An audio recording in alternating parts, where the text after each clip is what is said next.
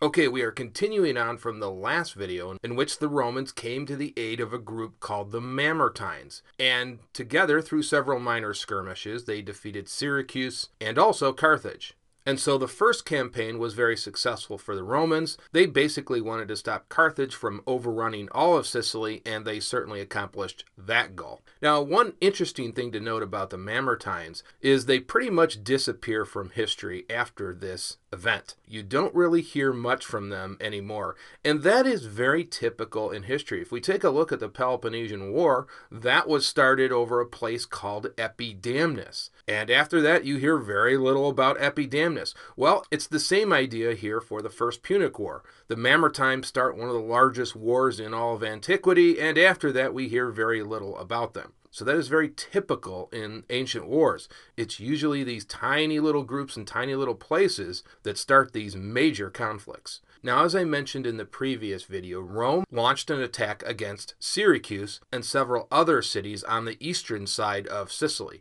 And many of those cities capitulated and became allies with Rome, including, of course, Syracuse. Now, this treaty gave Syracuse and Rome added benefits. Rome would now be able to receive constant supplies from Syracuse, and that would solve the issue of the Roman navy, because at this time Carthage still controlled the seas, so the Roman armies in Sicily still faced constant supply issues, and that would now be alleviated somewhat by the addition of Syracuse as an ally. But it also benefited Syracuse, because Syracuse was allowed to remain an independent entity, and you can see that on the map on the right. Basically, Syracuse would keep possession of all of her former possessions and not face being smashed into the ground by Rome. And so with the East now under Roman control, the Roman consuls began to take a look at central Sicily. And that city that they targeted was Agrigentum, which you can see right here on the map. And we'll talk about this siege in the next slide. Now, Agrigentum is kind of an interesting city on the island of Sicily. Most of the cities were coastal cities that were right on the water, and many of those cities, such as Syracuse, had a nice natural harbor. But Agrigentum was actually located 2.5 miles from the coast, inland. And the reason for this is Agrigentum was surrounded by several steep slopes, and so it was a natural defense area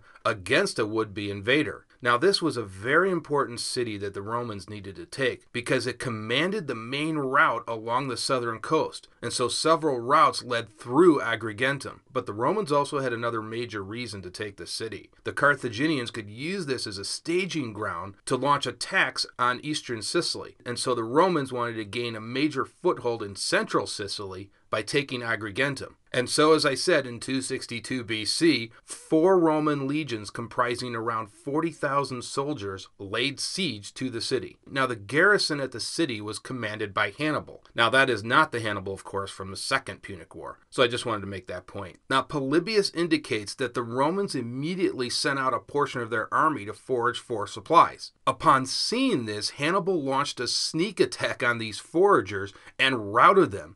He then began to attack the main Roman camp in earnest and was actually close to victory, but the Roman sentries that were guarding the camp saved the day, and after a ferocious fight, the Carthaginians were pushed back to the city. But the Romans suffered severe casualties, and that would be one of the many lessons learned by the Romans in the Punic Wars. They no longer sent out foraging parties so recklessly. They would now be accompanied by armed contingents. Now, you might ask, well, why were the Romans foraging if they had Syracuse sending supplies? Well, the answer to that is those supplies were simply not enough. They still needed to forage for some of their supplies. Now, after this skirmish, the Romans decided to blockade the city in an attempt to starve the population into submission. And so that set up the great siege of Agrigentum. Now, Polybius will tell us that 2 trenches were dug around the city. One trench was pointed towards the city, and that was to keep the city blockaded by land and also protect the Roman troops from any further sneak attacks from the Carthaginians. The other ditch pointed outwards, and that was meant to prevent attacks from the outside and also prevent any supplies from reaching the city. And so the hope was to cut Agrigentum off from the outside world and cause the population to starve. And eventually the hope was that this would force the inhabitants to surrender. I should also mention that these ditches also had a series of forts surrounding the city. And so, as I said, the city was completely blockaded by land. Now, there was no action for 5 months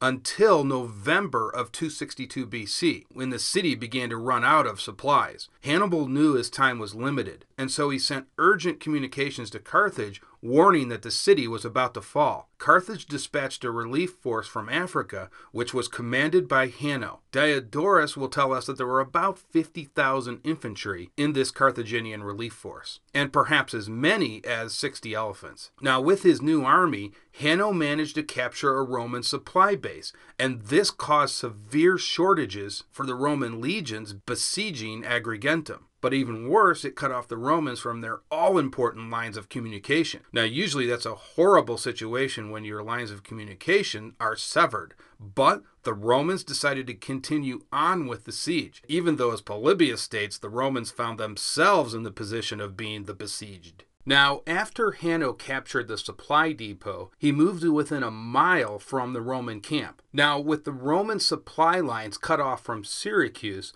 the Roman consuls decided to offer up battle to Hanno, rather than risk having their legions starve. But Hanno, who was now in the position of strength, refused battle and decided to let the Romans starve a little bit longer. But the situation in Agrigentum was even worse, as the civilian population began to starve. Now, this lasted for a few months, but Hannibal could take the situation no longer, and he pushed Hanno to fight the Romans to relieve the siege against Agrigentum. And so a massive fight broke out. The Romans, however, won a major victory against Hanno. The Carthaginians lost 30,000 soldiers, and so Hanno was unable to break the Roman siege at Agrigentum. With the defeat of Hanno, Hannibal decided to flee Agrigentum by night and escape the Roman vice. The Romans now entered Agrigentum unopposed and sacked the city, taking plunder, and most of the civilian population was enslaved. And now Rome had a major possession in central Sicily, and they could also now launch attacks from here deeper into Sicily,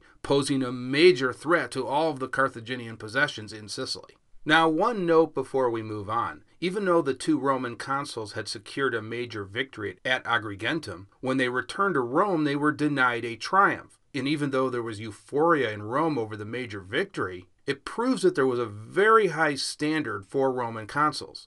And the fact that the Romans demanded a 100% total victory in all of their battles. And the one stain on this campaign was the fact that Hannibal and his garrison were able to escape back to Carthage. So again, the consuls were denied a triumph. Now, when news of the fall of Agrigentum reached Rome, there was jubilation. And so now, with all of this confidence, Rome decided to look at an even greater prize, a complete takeover of Sicily. But in order to accomplish that task, Rome needed to build a much larger navy. Now, previously, the Roman navy had been confined to the coastal regions of Italy, and mainly protecting the coasts from piracy. But a much larger navy would be needed to neutralize the massive Carthaginian fleet. This would also protect the new Roman possessions in Sicily from the Carthaginian navy. And so, as a result, in 260 BC, the Roman Senate began to take steps to build a new and much larger fleet. Now, there has been a lot of speculation about how the Romans acquired their naval technology. And one idea is that the Romans captured a Carthaginian ship that had been beached on the Sicilian coastline. And they were able to reverse engineer that ship, the way the Romans like to break down everything. And with that, they had an exact blueprint of a Carthaginian ship.